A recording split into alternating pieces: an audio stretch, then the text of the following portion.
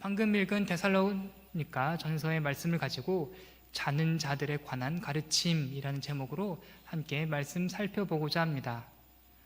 데살로니가 전서 2장 18절의 말씀을 보면 사도 바울이 데살로니가 교회로 2번이나 되돌아가려고 하였다라는 말씀이 기록되어 있습니다. 이 구절은 저희가 데살로니가 전서 강해를 하며 이미 살펴본 부분입니다. 데살로니가 교회에 사도 바울이 3주밖에 함께하지를 못했습니다. 우리로 따지면은 설교를 주일에 3번 듣고 이제 그들이 흩어지게 된 거예요. 신앙생활은 하게 됐는데 설교를 3주일밖에 듣지를 못했으니, 그들과 함께하지를 못했으니 사도 바울의 입장에서는 그 마음이 불편해집니다. 이 성도들 때문에 떠난 것이 아니라 그 성에 유대인들이 시기하며 질투가 일어나서 사도 바울이 쫓겨나다시피 데살로니가 교회를 떠나게 됐습니다. 그러니 더 염려가 되는 거예요. 가르침은 짧았는데 시련과 환난은 있고, 그 가운데에서 이 데살로니가 교회의 성도들이 신앙생활은 잘하고 있을까, 이 마음이 염려가 차서 사도 바울은 데살로니가를 떠났음에도 불구하고 그의 발걸음은 아테네를 지나 고린도를 향하고 있음에도 불구하고 2번이나 데살로니가를 다시 한번 방문해 볼까, 그 계획을 세웠습니다. 그러나 방금 인용을 했던 구절과 같이 하나님이 그 계획을 막으십니다. 사도 바울을 그대로 고린도를 향하게 하시며 고린도에서 18개월 동안 그가 이제 거주하며 고린도 교회에서 사역을 하게 하십니다. 대신에 사도 바울이 디모데를 보냅니다. 디모데야, 하나님이 나는 허락하지 않으시니 너는 가서 데살로니가를 보고 잘 살펴보고 돌아오거라. 그들이 신앙생활 잘하고 있는지 한번 점검하고 오면 좋겠다라고 해서 디모데를 보냅니다. 얼마나 지났는지는 성경이 기록하고 있지 않아 구체적으로 언급하기는 어려우나 디모데가 고린도에 있던 사도 바울에게 돌아왔습니다. 돌아올 때 기쁨의 소식을 전합니다. 사도 바울이요, 제가 데살로니가 교회 잘 보고 돌아왔는데 그들이 신앙생활 잘하더이다.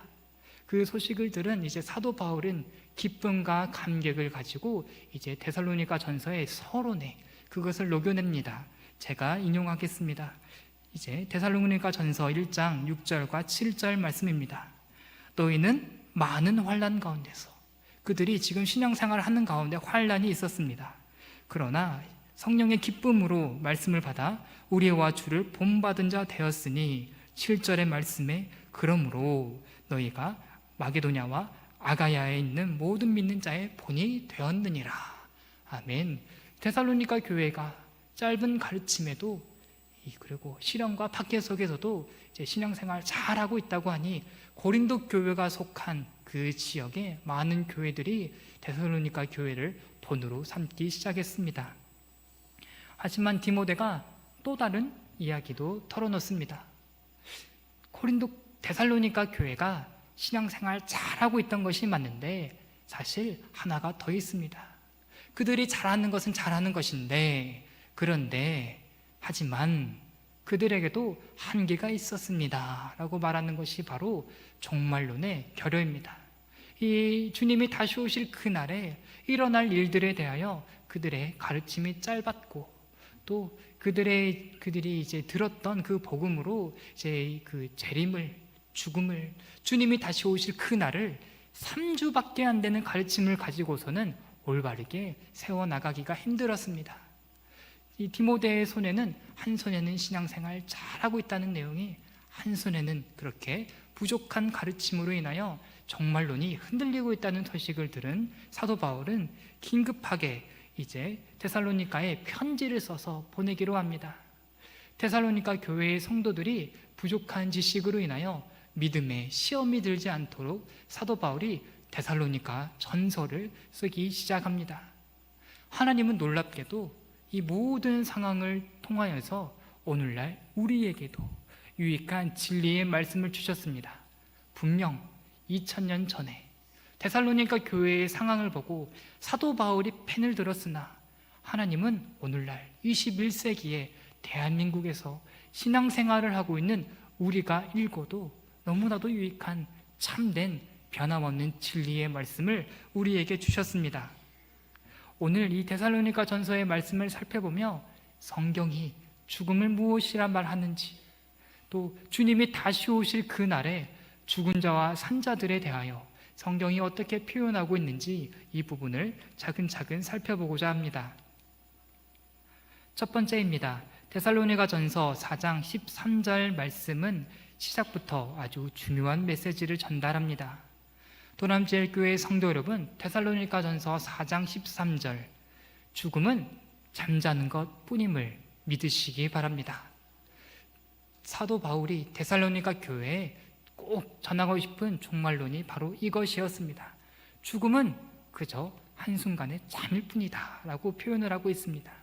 이 부분에 대해서도 이제 설명이 조금 필요할 것 같습니다. 데살로니가 교회 성도들이 어떻게 종말에 대한 이 오해를 이제 갖게 되었느냐? 바로 이러한 것입니다. 그들이 믿음 생활 잘 하기는 했습니다. 우리 주님 붙잡자. 우리 예수님 잘 믿자. 주님 오실 그날까지 끝까지 믿음 지키며 살아가자라고 그들이 믿음으로 결단을 하였는데, 하루가 지나고 이틀이 지나니 함께 믿음 생활을 하던 성도 중에 한 명이 죽었습니다. 그를 땅에 묻었습니다. 그때부터 그들은 이제 염려가 되기 시작합니다. 우리 주님 금방 다시 오실 텐데, 나는 주님이 다시 오실 때까지 살아남아 있는 나는 주님이 다시 오시면 얼른 신발 신고 뛰어나가 주님을 맞이하러 나갈 텐데, 무덤에 묻힌 저자는 어떡하냐? 나는 살아있어서 주님이 다시 오신 것을 알아서 주님 만나러 갈 텐데, 무덤에 묻혀 있으니, 땅에 묻혀 있으니 저 성도는 주님이 다시 오셔도 그것을 모른 채 그대로 넘어가 버리는 것 아니냐, 하늘나라 못 가는 것 아니냐라는 염려를 그들이 하였습니다. 일견에는 굉장히 일리가 있는 그들의 고민입니다. 분명 주님이 다시 오실 것이기에, 우리는 두 눈으로, 살아남아있는 자들은 그 두 눈으로 마주할 것이기에 무덤에 묻혀있는 자들은 이제 어떻게 될까, 그것이 염려가 될 수 있습니다. 그때 사도 바울이 데살로니가전서 4장 13절의 말씀을 가지고 그들의 생각이 잘못된 생각임을 바로 잡고 있습니다. 죽으면 주님을 다시 못 볼 것이라고 그들이 슬퍼하였는데, 그러지 말아라 입니다. 성도들아, 죽음에 대해서 걱정하지는 말아라. 죽은 자들도 그들은 완전히 끝나는 것이 아니라 잠시 잠깐 자는 것이라서 주님이 다시 오면 그들이 깰 텐데, 그들도 너희와 함께 주님 만나러 갈 텐데 무엇을 걱정하고 근심하느냐라는 가르침이 데살로니가전서 4장 13절이었습니다. 이 부분을 강조하기 위하여 사도 바울은 죽은 자들, 이 무덤에 묻힌 자들을 어떻게 표현하느냐, 데살로니가전서 4장 13절의 앞부분에 죽은 자들을 향하여 자는 자들이다 라고 표현을 하였습니다. 우리에게 이 믿음이 세워지기를 원합니다. 죽음이 우리에게는 한순간의 잠일 뿐임을 우리가 믿고 확신할 수 있으면 좋겠습니다. 이런 우스꽝스러운 이야기를 해보면 좋겠습니다. 우리 여러분이 이제 밤이 돼서 깊은 잠에 빠졌습니다. 당연히 밤이니까 잠을 자는 것이 맞죠. 그때 옆에 있던 자녀가 갑자기 잠자는 내 옆에 들어와 애곡을 하며 통곡을 합니다. 아이고 우리 부모님 주무시네, 아이고 우리 부모님 잠 자신다고, 이 일을 어쩌냐라고 하며 옆에서 잠 잘 자고 있는 나에게 애곡하며 근심하고 통곡하면 지금 이거 상황이 이상한 겁니다. 옳지 않는 상황입니다. 이 사도 바울의 눈에는 데살로니가 교회가 그렇게 보였습니다. 죽음이라는 것은 주님이 오실 그날에 깨어질 잠에 불과한데, 그들은 그 너머를 못 본 채 눈 감으니 죽은 줄 알고 끝인 줄 알고 슬퍼하고 있으니 사도 바울은 그 너머를 보라고 가르침을 주었던 것입니다. 데살로니가전서 4장 14절 또한 같은 것을 보여줍니다. 우리 14절 말씀 다 같이 읽겠습니다. 우리가 예수께서 죽으셨다가 다시 살아나심을 믿을진대 이와 같이 예수 안에서 자는 자들도 하나님이 그와 함께 데리고 오시리라. 아멘. 반복해서 등장합니다. 죽음이란 부활의 새 생명으로 태어나기 위하여 잠시 잠깐 자는 것이라고, 그것을 예수 그리스도께서 보여주셨다라고 가르쳐주고 있습니다. 우리 주님이 십자가에 달려 죽으시고 무덤에 묻히셨습니다. 3일 동안 장사되셨으나 무덤에서 박차고 일어나셨습니다. 부활의 새 생명으로 예수 그리스도께서 다시 살아나셨습니다. 그것을 데살로니가 교회 성도들이 알았고 믿고 있었습니다. 이제 그것을 나의 삶에 실제적으로 적용하자는 것이죠. 예수 그리스도께서 죽음을 이기시고 다시 살아나셨으니 주 안에 있는 자들은, 믿음으로써 주와 영적으로 연합한 자들은 같은 은혜를 누리지 않겠느냐라고 사도 바울이 데살로니가 교회에 권면하고 있습니다. 이러한 말씀을 들은 데살로니가 교회들은 더 이상 죽은 이들에 대하여 걱정하고 슬퍼할 필요가 없게 됩니다. 14절의 말씀에 죽은 자들도 하나님이 일으켜 그와 함께 데리고 오실 것인데 데살로니가 교회의 성도들아 걱정하지 말아라, 염려하지 말아라라는 가르침을 우리가 읽고 있습니다. 이는 사도 바울의 헛된 소망이 아닙니다. 성경이 약속하고 성경이 보여줬던 확실한 은혜입니다. 우리 무덤에 묻힌 나사로에게 예수님이 말씀 한마디니까 죽었던 그가 다시 살아났습니다. 그의 몸에서 시체 썩은 내가 날 정도로 확실히 죽었던 자입니다. 하지만 주님의 권능 있는 그 능력의 말씀 앞에 죽은 그가 살아났습니다.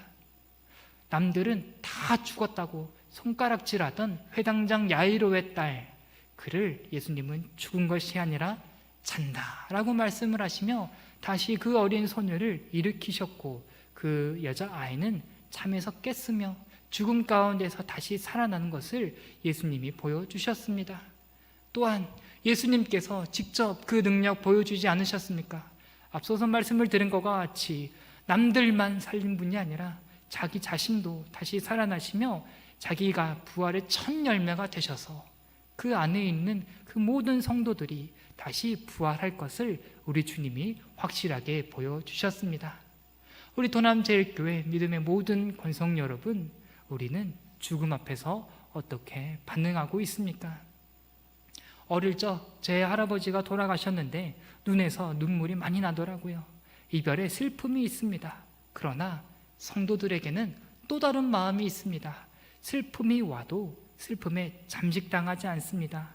우리에겐 소망이 있기 때문입니다. 주님께서 다시 살리실 것을, 영광스러운 모습으로 우리를 다시 빚으실 것을, 부활의 새 생명 가지고 영원히 하나님 나라에 거하게 하실 줄 우리는 믿기 때문에 죽음 앞에서도 의연할 수 있으며 죽음이 우리의 끝이 아니며 영원한 생명을 바라볼 소망을 하나님이 우리에게 갖게 하셨습니다. 도남제일교회 모든 성도 여러분, 우리가 잠자는 것을 두려워하지 않기를 원합니다. 죽음이 잠자는 것일 뿐임을 우리가 믿으며 그리스도 안에서 이 부활의 소망을 가지고 우리가 서로가 서로에게 위로가 되고 힘이 되어줄 수 있기를 주님의 이름으로 축복합니다. 사도 바울은 이렇게 데살로니가 교회에게 죽음이란 단지 잠자는 것이다 라는 첫 번째 가르침을 주었습니다. 곧바로 두 번째 가르침이 이어집니다. 데살로니가 전서 4장 15절부터 17절까지 말씀입니다. 데살로니가 전서 4장 15절부터 17절까지 말씀 다 같이 읽겠습니다. 우리가 주의 말씀으로 너희에게 이것을 말하노니 주께서 강림하실 때까지 우리 살아남아 있는 자도 자는 자보다 결코 앞서지 못하리라. 주께서 호령과 천사장의 소리와 하나님의 나팔 소리로 친히 하늘로부터 강림하시리니 그리스도 안에서 죽은 자들이 먼저 일어나고 그 후에 우리 살아남은 자들도 그들과 함께 구름 속으로 끌어올려 공중에서 주를 영접하게 하시리니 그리하여 우리가 항상 주와 함께 있으리라. 아멘. 한마디로 요약하자면 죽은 자들이 산 자들보다 앞선다는 것입니다. 배경으로도 설명을 드렸습니다. 데살로니가 교회 성도들의 고민이 바로 이 부분이었습니다. 주님 다시 오실 때 살아남아 있는 자들은 두 눈으로 우리 주님이 오신 것을 바라보며 환영하며 나아갈 때, 영접하러 나아갈 때 죽은 자들은 반응하지 못할까 봐 그것을 염려하고 슬퍼했습니다. 그러나 데살로니가 전서 4장 15절과 16절 말씀에 보면 성경의 가르침은 반대였습니다. 산 자들보다 죽은 자들이 하나님의 다시 오심에 반응할 것이라고, 그들이 먼저 은혜를 받을 것이라고, 그들이 앞설 것이라고 성경이 가르쳐주고 있습니다.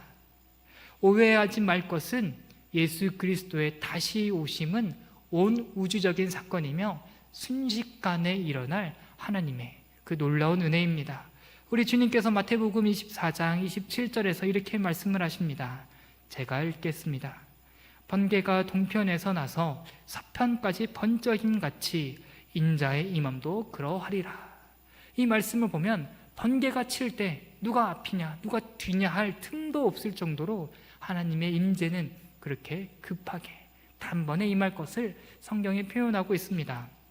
그런데 이 데살로니가 전서의 말씀을 보면 선후 관계를 따지거든요. 이 앞뒤의 순서가 있는 것처럼 표현을 하고 있습니다. 그러면 이 두 말씀이 상충이 되는 것이냐? 그러한 것이 아니라 보완해주고 있습니다. 마태복음의 말씀과 데살로니가의 전서의 말씀은 번개같이 임할 그 단일한 사건에 대한 논리적인 순서, 그것을 더하고 있음을, 그러니까 서로 다른 두 사건을 말하는 것이 아니라 한 번에 이루어질 그 사건의 앞뒤를 이제 표현하고 있다라고 이제 점검을 하고 넘어가는 것이 유익합니다. 이 부분이 제가 굳이 짚어드리는 이유는 이단들이 여기에서 싹을 틉니다. 마치 주님이 두 번 오실 것처럼 이렇게 표현을 하고 있는데 그러한 부분이 아니다라는 것 정도로 짚고 넘어가도록 하겠습니다. 데살로니가 전서 4장 16절에서 예수님께서 다시 오실 때 죽은 자들이 먼저 일으킴을 당할 것이다 라고 굳이 표현한 그 하나님의 계획을 드러낸 이유가 있습니다. 왜냐하면 주님께서 다시 오실 그 날은 우리 주님이 철저하게 완벽하게 승리하실 그날이기 때문입니다. 예수님께서 승리하셨다. 죄와 사망의 권세를 모두 무찌르셨다. 그 일이 주님의 다시 오실 그날에, 재림에, 주님께서 강림하실 그날에 이루어질 것인데, 그것을 가장 분명하고 확실하게 나타낼 수 있는 것이 죽은 자들이 다시 일으킴을 당하는 것이기 때문입니다. 아담의 범죄함 이후에 이 악한 이 영의 권세가 세상에 손을 뻗기 시작을 하였습니다. 죽음이라는 것을 이 세상에 가져와 주의 귀한 백성들을 그 가운데 가두기 시작했습니다. 그러나 주님께서 다시 오시니 주께서 강림하실 때 죽음이, 사망이라는 그 철창이 더 이상 성도를 가두지 못하게 하십니다. 그 감옥을 모두 깨트려 버리십니다. 그렇기 때문에 죽은 자들은 다시 일으킴을 받을 수 있습니다. 도남제일교회 성도 여러분, 데살로니가 전서 4장이 죽은 자들에 대하여 이것을 약속하고 있습니다. 그들은 주께서 승리하심을 온몸으로 체감할 것이다. 죽었던 그 몸이 다시 살아남으로 인하여 사망 권세를 입으신 예수 그리스도의 능력을 경험할 것이다 라고 약속하고 있습니다. 마치 1945년 8월 15일 일제의 치하가 이 대한민국 한반도에서 사라지자 일제의 치하 아래 억울하게 갇혀있던 많은 조선인들이 해방, 감옥에서부터 풀려났습니다. 우리 데살로니가 전서 4장 16절이 바로 이러한 부분을 지적하고 있습니다. 우리 16절 성경을 보시며 우리 눈으로 따라왔으면 좋겠습니다. 주의 호령, 천사장의 소리, 하나님의 나팔 소리가 울려 퍼질 것이다 라고 약속하고 있습니다. 예언합니다. 이 모든 것은 군대와 관련되어 있으며 군대에서도 특별히 승리와 관련된 것들입니다. 언제 호령 나팔을 울리며 언제 주님의 청사장의 소리와 언제 이 하나님의 나팔 소리가 울려 퍼지겠습니까? 우리 주님이 다시 오실 때, 그분이 이 땅 가운데 완벽하고 철저한 승리를 가져오실 때 그 나팔 소리가 울려 퍼질 것입니다. 그때 죽은 자들은 산 자들보다 먼저 그 주님의 강림하심에 반응될 것이라 하나님이 말씀으로 우리에게 일러주고 계십니다. 이 말씀을 들을 때 데살로니가 교회의 성도들이 얼마나 위로를 받았을까요? 무덤에 묻힌 저 성도가 마음에 너무나도 걸렸습니다. 나와 함께 열심으로 신앙생활을 하던 그가 죽어버려가지고 주님의 다시 오심에 반응하지 못할까 얼마나 염려가 됐는데 아니라고, 오히려 살아있는 너보다도 죽어있는 저자가 먼저 주님 앞으로 인도될 것이라는 그 말을 들으며 데살로니가 교회 성도들은 더 이상 이제 죽음이 공포가 아니라 정말 나에게 아무것도 아니었구나라는 것을 그들이 깨닫게 되었을 것입니다. 여기서 부끄럽지만 제 어릴 적 기억을 이제 되살리며 이제 이야기를 이어나가고 싶습니다. 제가 어릴 적에 이 말씀을 들었는지, 아니면은 이제 설교로 이제 들었는지, 아니면 눈으로 이제 읽어왔는지 그 기억은 가물가물한데, 이 말씀을 들으며 제가 이런 생각을 해본 적이 있습니다. 야, 그러면 죽은 자들이 먼저 일어선다 그러고 죽은 자들이 산 자들보다 앞선다고 하였으니, 그러면 주님이 오시기 전에 내가 얼른 죽어버리는 게 낫지 않나 라는 오해를 제가 했었습니다. 그런데 이제 성경의 가르침이 그만큼 제게 부족했던 거죠. 성경은 그렇게 허술하지가 않습니다. 여기까지 읽으면 살아남아 있는 자들이 오해할 수 있습니다. 왜? 죽은 자들에게 하나님이 그렇게 은혜를 끼치시느냐 오해할 수 있지만, 곧바로 17절의 말씀을 통해 사도 바울은 그 부분을 교정하고 있습니다. 데살로니가 전서 4장 17절을 보시면 하나님은 주께서 강림하실 때 살아남아 있는 자들에게도 동일한 은혜를 허락하십니다. 영광스러운 순간에 함께 참여하도록 하십니다. 우리 17절 말씀을 다 같이 한번 읽겠습니다. 그 후에 우리 살아남은 자들도 그들과 함께 구름 속으로 끌어올려 공중에서 주를 영접하게 하시리니 그리하여 우리가 항상 주와 함께 있으리라. 아멘. 우리 살아남은 자들도, 사도 바울도 지금 우리라고 포함을 시켜놨습니다. 나도 믿는다. 주님 다시 오시면 나도 주님 만나 배우러 재림할 주님을 영접하러 갈 줄 믿는다라고 말하며 자기 자신도 지금 거기다가 포함하고 있음을 우리가 알 수 있습니다. 그리고 뒤이어 이어지기를 그들과 함께입니다.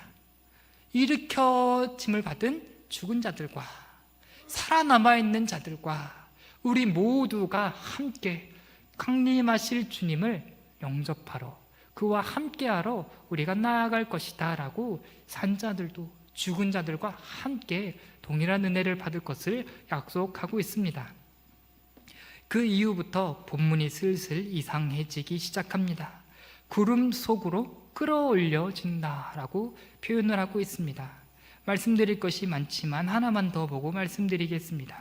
17절의 뒷부분에 공중에서 주를 영접하게 하시리라 라는 그 17절의 말씀이 있습니다. 이 말씀을 읽으며 기독교 이단 사이비들이 여기에 많은 또아리를 들었습니다.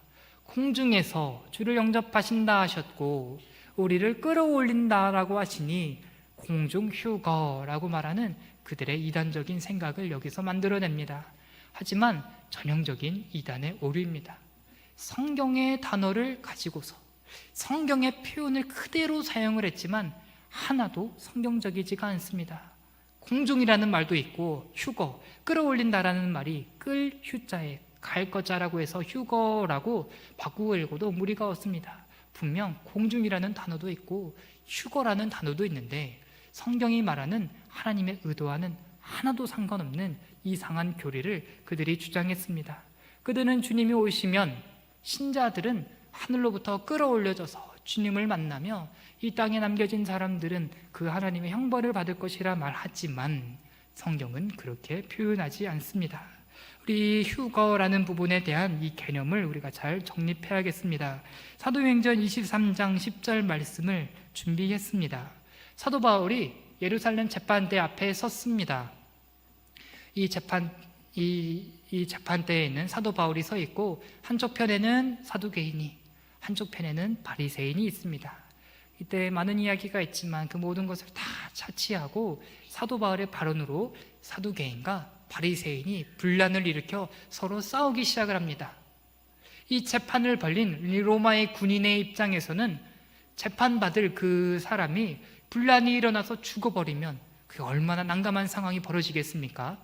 그래서 사도행전 23장 10절의 말씀을 보면 그 마지막 부분에 이 로마의 군인이 그를 무리 가운데에서 빼앗아 가지고 갔다라고 표현을 하고 있습니다. 여기서 빼앗아 갔다라는 이 표현이 데살로니가전서 4장 17절에 똑같이 쓰이는데 번역만 다릅니다. 끌어올려진다라고 번역만 다르게 됐을 뿐이지 의미는 동일합니다. 두 상황 가운데 공통점이 있습니다. 하나님이 다시 오실 때 성도들을 끌어올린다라는 그 하나님의 말씀과 이 사도행전 23장에서 분란 가운데에서 빼앗음을 당한 사도 바울의 입장은 동일한 게 있습니다. 어떠한 것이냐면 인도함을 받는 내가 중요한 것이 아니라 이끌림의 주체가 무엇이냐, 그것을 밝히 보여주십니다. 사도 바울이 분란 가운데 스스로 벗어난 것이 아니라 그 가운데 빼앗아서 로마의 백부장이 건져 주었듯이 이 데살로니가전서 4장 17절에서는 신자들은 자기 자신들의 그 발걸음을 자기 자신들이 인도하여 하나님 앞으로 나아갈 것이 아니라 하나님께 빼앗음을 당하여 하나님께 이끌림을 당하여 우리의 능력으로서가 아니라 하나님의 인도하심을 받아 하나님 앞으로 나아갈 것이다 라는 차원으로서 데살로니가전서 4장 17절이 끌어올린다라고 표현을 하였음을 우리가 이해해야 합니다. 해발고도 몇천 미터 위로 올라가서 구름 위로까지 하늘로까지 끌어올려지는 그러한 인상을 우리가 쉽게 받을 수 있는데, 그러한 것이 아니라 내 발로 하나님 앞으로 나아가는 것이 아니라 인도하시는 하나님을 따라 나아가는 그러한 것을 성경이 묘사하고 있습니다. 또 하나 해결해야 되는 것은 구름으로 끌어올려진다라는 표현입니다. 하나님이 인도하시는데 끌어올리시는데 그 장소가 구름 속으로라고 표현이 되어 있습니다. 이 구름 속으로라는 표현도 굉장히 오해의 소지가 있지만 우리가 성경의 맥락에서 볼 때 오해할 것이 하나도 없습니다. 사도행전의 그 앞부분의 말씀을 보시면 예수님이 부활하시고 승천하실 때 그가 구름 타고 하늘 위로 올라가셨다라고 기록하고 있습니다. 그러면 이 장면을 우리가 어떻게 해석해야 할까요? 이거는 아닐 겁니다. 마치 손오공이 구름을 타고 돌아다니듯이 우리 주님이 구름 타고 돌아다니시는 것 아니냐라고 이해할 수 있지만 그것은 아닙니다. 구름은 성경에서 하나님의 거룩한 임재의 상징입니다. 하나님의 임재가 충만하였을 때마다 구름이 나타났습니다. 예수님께서 부활하시고 승천하실 때 구름 타고 올라가셨다라는 것은 우리가 두 눈으로 볼 수 있는 그 뭉게뭉게의 구름이 아니라 하나님이 그 승천하신 사건 가운데 충만하게 임재하셨구나라는 것을 우리에게 가르쳐주고 있는 것입니다. 출애굽기의 말씀에서 하나님을 위한 그 성소가 마련이 되었을 때 하나님의 그곳 가운데 거하시며 충만한 임재 가운데 함께 하실 때 성소에 하나님의 구름이 가득하였습니다. 데살로니가전서 4장 17절의 말씀이 바로 그 구름을 배경으로 삼고 있습니다. 죽은 자와 산 자들은 구름 속으로 끌어올려질 것이다. 하나님의 충만한 임재가 있는 그 거룩한 나라로 인도함을 받을 것이다 라고 성경이 가르쳐주고 있습니다. 마지막 최후의 보루가 남아 있습니다. 공중에서 그를 배우리라 라고 되어 있거든요. 이 말씀을 보면 정말로 공중에서 그 휴거가 이루어나 우리가 그곳 가운데에서 하나님을 만나 배울 것 같은 또 다른 이런 여지가 있으나 이 의미도 아닙니다. 우리가 주기도문을 시작할 때 어떻게 우리 주기도문 시작합니까? 하늘에 계신 우리 아버지요 라고 말을 합니다. 그런데 정확히 따지고 보면 하나님은 하늘에 안 계시거든요. 하늘이라는 것도 결국에는 물질적인 공간입니다. 하나님은 영이십니다. 어디에서든지 어느 곳에서든지 영이신 하나님이 계시지 아니하신 곳은 없습니다. 그런데 성경은 굳이 영이신 하나님께서 자기 자신의 거처로 삼으신 곳이 하늘이라고 완곡하게 표현합니다. 진짜 하늘에 계신 것이 아니라 하늘에 계시다라고 우리에게 표현하고 있으니 그 의미는 초월성 때문입니다. 우리는 땅에 살지만 전능하신 하나님은 우리를 초월하여 하늘에 계시느니라.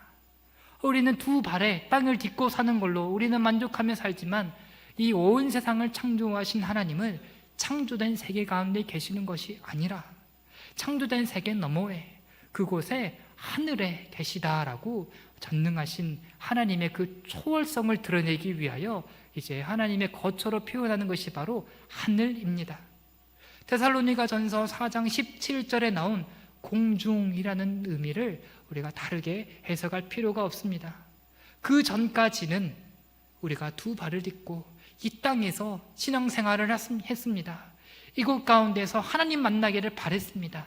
하지만 우리가 부활하게 되면 죽은 자와 산 자를 다 인도하실 주님이 다시 오실 그 날이 되면 우리의 거처는 하나님이 거하신 그 거룩한 하늘, 공중에서 주를 영접하여 배운다는 그 말씀은 이제 더 이상 우리의 거처가 이 땅에 매여 있는 것이 아니라 하나님과 함께 거하는 그 거룩한 곳으로 인도하여 주신다라는 가르침을 우리가 말씀 속에서 발견할 수 있습니다.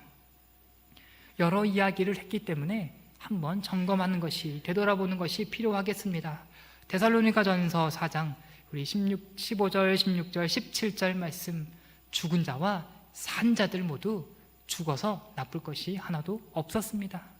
죽은 자들은 다시 일어나 부활의 그 승리를 몸소 체험할 것이니 하나도 죽음에 대해서 염려할 것이 없으며, 산 자들 또한 이 죽은 자들과 함께 그들과 하나님 앞으로 인도함을 받을 것이니 그로부터 영원히 하나님과 함께 살아갈 것이니 더 이상 죽음에 대해서 염려하거나 걱정할 필요가 없어지게 되었습니다. 도남제일교회의 성도 여러분, 이렇게 하나님의 말씀은 위로의 메시지입니다.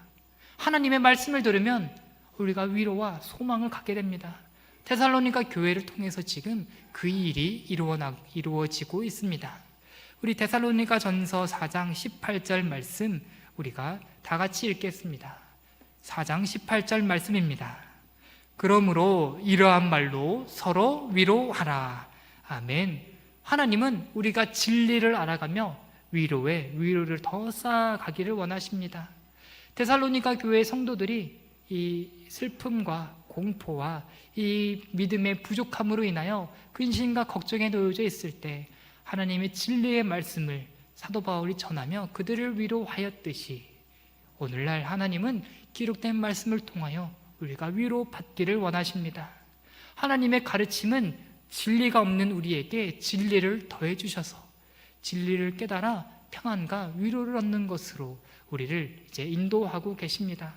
분명 그 가운데에서는 책망이 있기도 하고 훈계도 있기도 하고 쓴소리가 있기도 하지만 그 가운데 우리가 잠시 잠깐 형벌을 그리고 이렇게 채찍을 맞기도 하나 그것 자체가 목적이 아니오 결국에는 이 모든 것을 통하여 하나님의 말씀 앞에 우리가 위로받으며 하나님을 더 든든히 붙잡을 수 있도록 하나님이 귀한 말씀을 우리에게 주셨습니다. 당연한 결과인 것 같습니다. 가짜만 보다가 맨날 짝퉁만 걸치고 살다가 진짜를 바라보게 되면 정말로 귀한 그 보물을 우리가 소유하게 되면 그 마음의 감격이 얼마나 크겠습니까? 그것과 비교할 수도 없습니다. 진리, 영생, 그러한 것과 멀어져 살던 우리가 참된 그 진리와 생명을 말씀 가운데 마주대하게 되니 하나님 안에서 그것들을 누리게 되니 우리가 얼마나 큰 위로를 받을 수 있게 되겠습니까?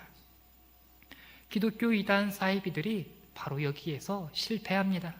그들은 죽었다 깨어나도 성도들에게 위로를 끼치지 못합니다. 우리 흔히 알려진 이 이단 사이비들을 머릿속에 생각을 해보시면 좋겠습니다.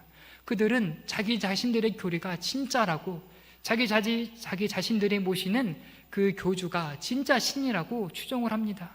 그런데 실제로 벌어지는 일들을 한번 봤으면 좋겠습니다. 이단에 빠지면 가정이 깨집니다. 이단에 빠지면 학교도 잘 다니던 애들이 학교를 안 가고 또 직장 생활에서 인정받던 그 사람들이 직장을 다 때려쳐버리고 그 이단에 빠져들고 그 가운데에서 완전히 삶이 피폐해져 버립니다. 그 가운데에서 살찌는 것은 교주 한 명이요. 그 안에서 많은 그 교리를 따랐던 이들이 이제 그 삶이 망가져 버립니다. 기독교 이단 이 사이비들은 데살로니가전서 4장 18절의 말씀을 절대로 순종할 수 없습니다. 그들은 서로가 서로에게 근심과 걱정과 공포심만 주지 위로를 줄 수는 없습니다. 도남제일교회 성도 여러분, 이 세상이 사실 별반 다르지 않습니다.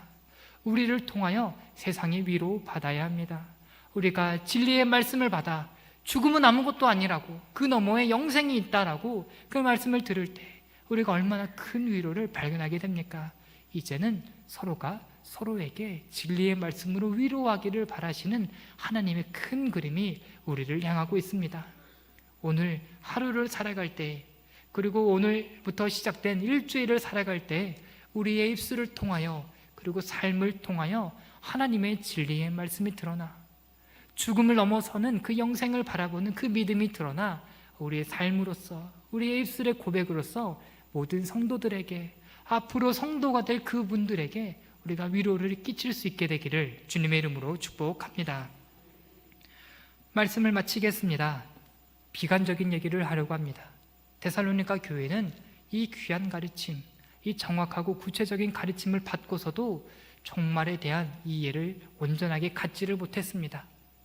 어떤 면에서는 일부분의 실패를 사도 바울이 경험합니다. 그렇기 때문에 사도 바울은 다시 한번 데살로니가 후서를 씁니다.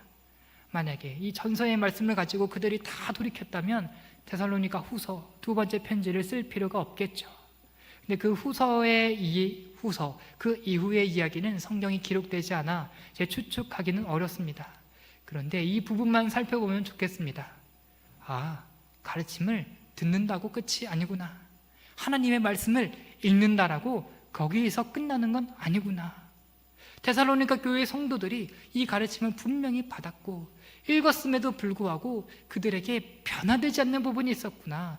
여전히 연약한 부분이 있었구나. 이것은 우리를 발견해야 됩니다. 이를 위하여 우리 믿음의 선배들은 여기에 말씀에 기도를 더하기 시작합니다. 주님, 말씀 보기 이전에 내가 기도합니다. 그냥 읽는 것으로 끝나지 않게 하여 주시옵소서.